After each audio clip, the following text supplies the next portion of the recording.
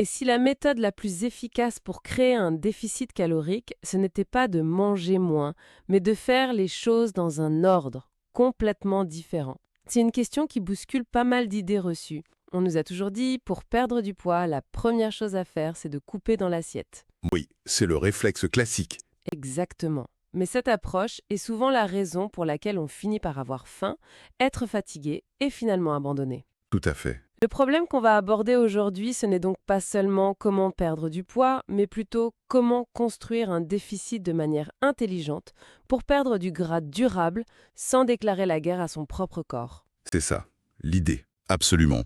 Au cours des prochaines minutes, on va décortiquer cette stratégie en 3 temps.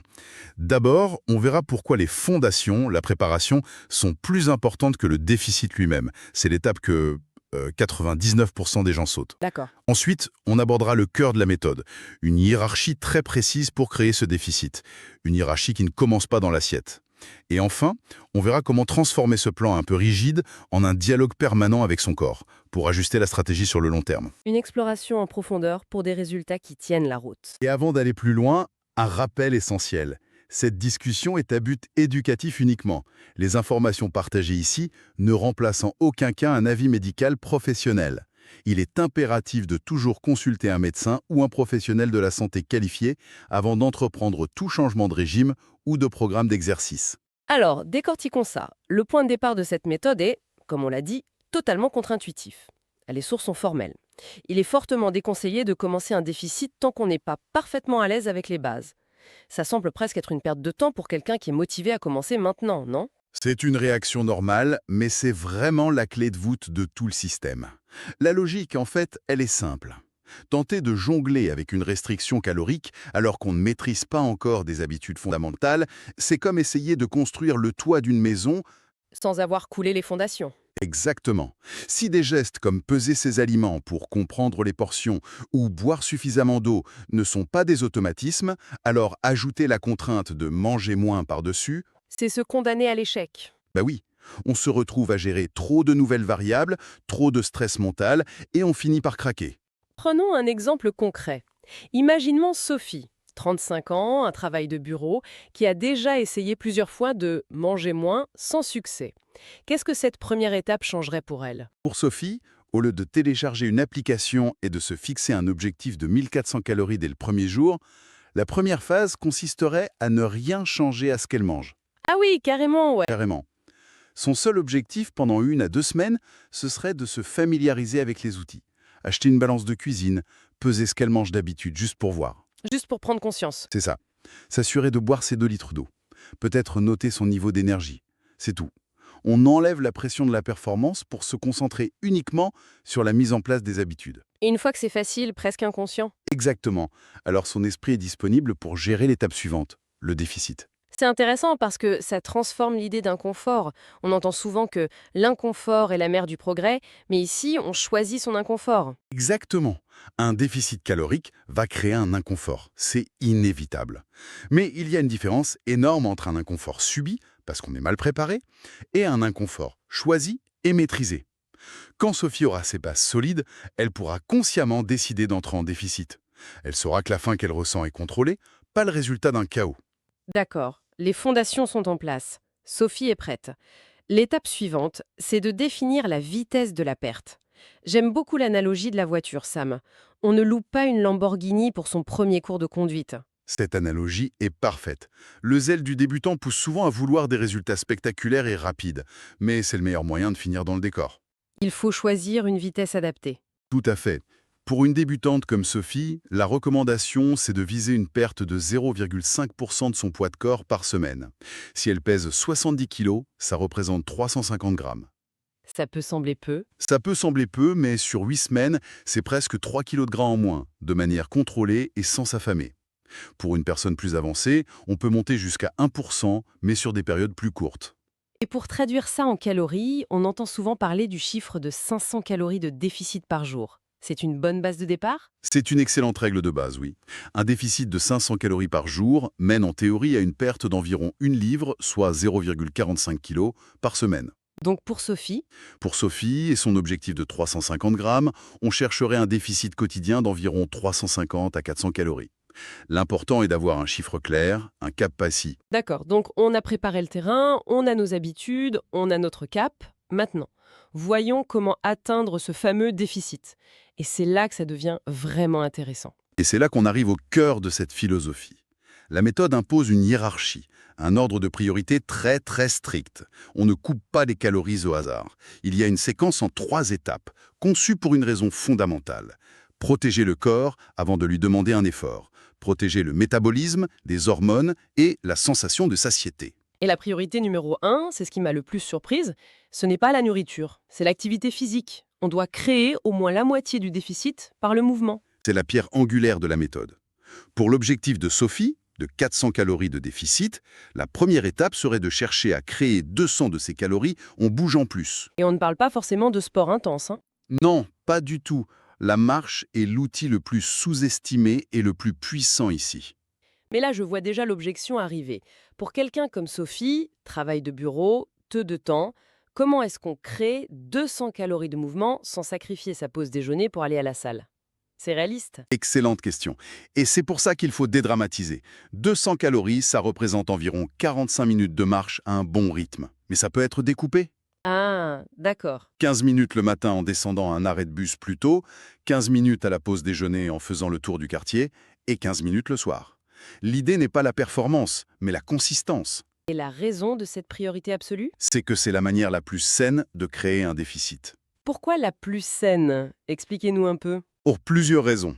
Premièrement, ça préserve et ça peut même construire la masse musculaire. Il faut voir les muscles comme le moteur de la voiture. Même au ralenti. Exactement. Plus le moteur est gros, plus il consomme, même à l'arrêt. Perdre du muscle en ne faisant que de la restriction, c'est comme remplacer un gros moteur par un petit moteur de tondeuse. Le corps devient économe. Et la perte de poids devient de plus en plus difficile. Voilà. On veut à tout prix protéger ce moteur. Et deuxièmement, le corps ne réagit pas de la même manière. Un déficit créé par le mouvement n'envoie pas les mêmes signaux de famine au cerveau. La faim est beaucoup plus gérable. C'est donc une philosophie de protection d'abord. On protège son métabolisme, on protège sa motivation. D'accord. Sophie a ses 200 calories avec la marche. Il en reste 200 à trouver. On passe à la deuxième priorité, les lipides. Exactement. Si le mouvement ne suffit pas, on s'attaque aux graisses alimentaires. Pourquoi?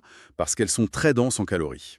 Une petite cuillère d'huile, c'est beaucoup de calories. Donc c'est facile de réduire. C'est facile de faire des ajustements simples. Un peu moins d'huile, une vinaigrette plus légère. Mais, et c'est un mais capital, il y a une limite de sécurité à ne jamais franchir. Les sources sont très claires, il ne faut pas descendre en dessous de 0,3 g de lipides par livre de poids corporel, soit environ 0,7 g par kilo. Pourquoi cette limite est-elle si cruciale? C'est juste un chiffre théorique ou il y a de vraies conséquences derrière? Oh non, c'est tout sauf théorique. C'est la barrière qui protège la qualité de vie. Les lipides, ce sont les briques de construction de nos hormones, testostérone, œstrogène. Donc si on descend trop bas, On retire des briques d'un mur porteur. Concrètement, ça peut se traduire par une chute de la libido, des troubles de l'humeur, une perte de cheveux, une fatigue chronique. On perd du poids, mais on perd surtout sa vitalité. C'est un compromis inacceptable. c'est très clair. La limite n'est pas négociable. Donc on a bougé plus, on a réduit les lipides jusqu'à ce seuil. Et si le déficit n'est toujours pas atteint, on arrive seulement maintenant au dernier recours. Ah, le dernier recours, la troisième position, réduire les glucides. On ne touche aux glucides qu'en tout dernier. Et c'est là toute l'élégance de l'approche en fait. Oui, on a d'abord protégé le moteur métabolique avec le mouvement. Puis on a protégé le système hormonal avec les lipides. C'est seulement après avoir sécurisé ces deux piliers qu'on vient ajuster la variable énergétique la plus flexible, les glucides. On ne sacrifie pas l'essentiel. Nous avons donc cette séquence.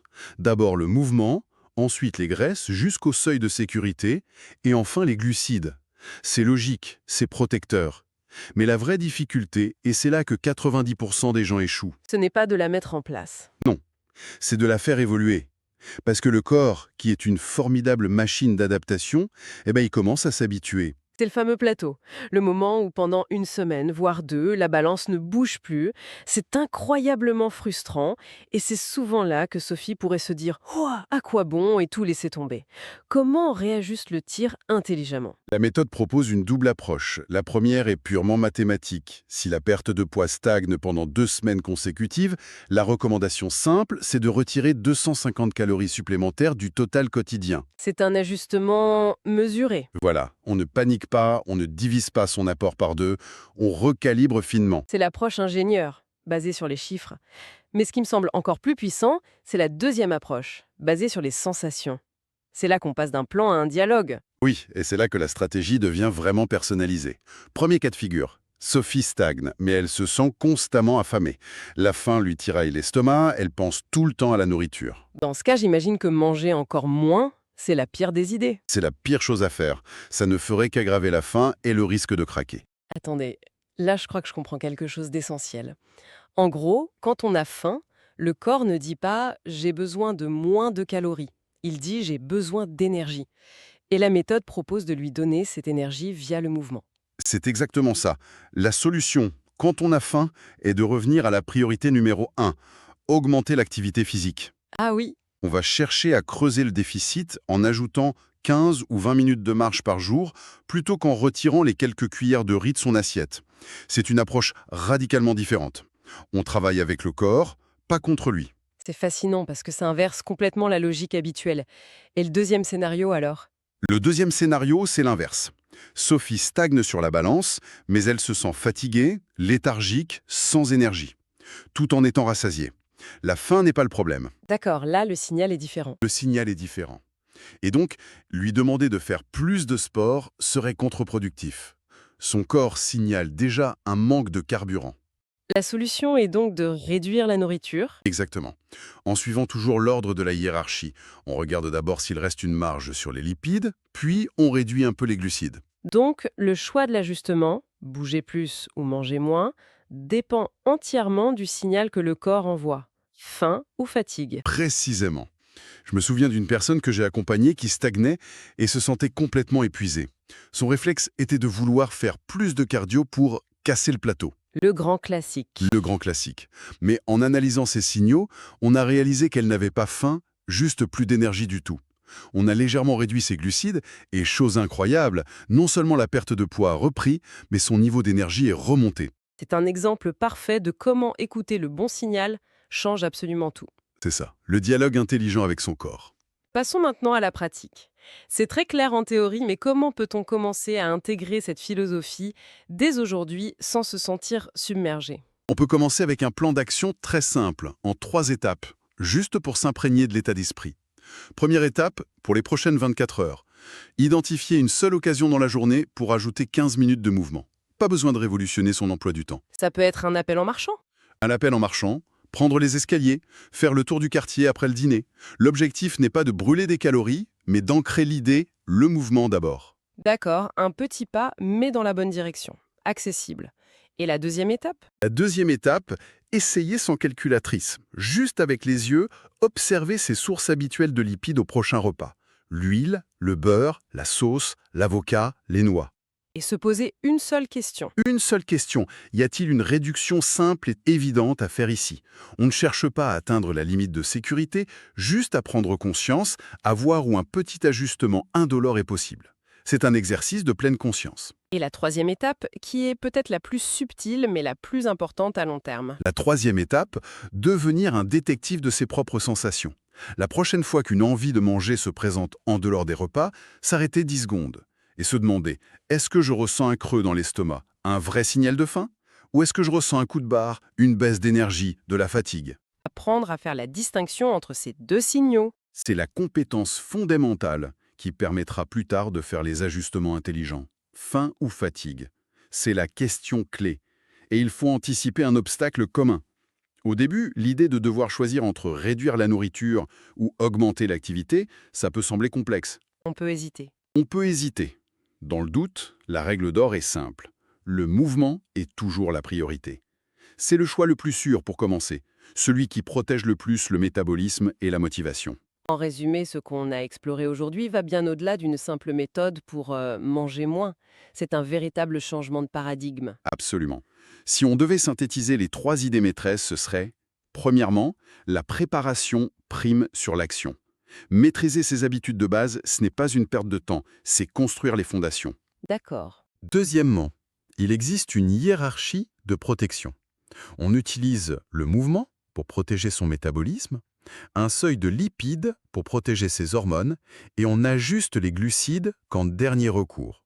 Et le troisième point qui est la clé du long terme. Troisièmement, l'adaptation est la clé. Le succès ne réside pas dans un plan rigide suivi aveuglement, mais dans la capacité à écouter et à s'ajuster en fonction des signaux de son corps. Répondre différemment à la faim et à la fatigue. C'est ça. Donc la prochaine fois que l'idée de déficit se présente, la question à se poser n'est peut-être pas qu'est-ce que je peux enlever de mon assiette, mais plutôt par où commencer dans la hiérarchie mouvement, lipides ou glucides en fonction de mes ressentis actuels. Finalement, peut-être que l'art du déficit ne consiste pas à se priver ou à lutter contre soi-même, mais plutôt à apprendre à dialoguer intelligemment avec son propre corps pour atteindre un objectif